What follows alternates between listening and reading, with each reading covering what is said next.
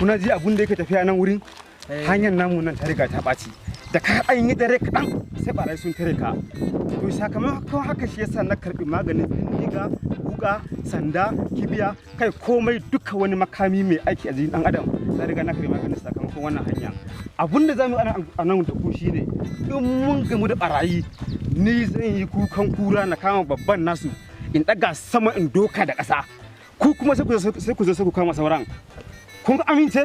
Amince. Ba gudu. Ba ja da baya. Ba ja da baya. To shikenan ba abun da zai faru mu je kawai kuka. Baba an yi wannan hanyar za samu mutane kuwa. To yau dai mun kafa mun tare mun take duk wanda ya zo dai sai mana wani abu a wannan hanyar insha Allah. Myman. Kamar wasu nake gani a can fa. To ba matsala dama na riga na biya muku. Wannan hanyar ba ta da kyau akwai barayi. Ina kowa ya ci abin da na biya masa. Ba gudu ba ja da baya. Dan shiga ogan nasu in daga buga. Ku fa sai ku kama sauran. Shine abin da zamu yi da ku.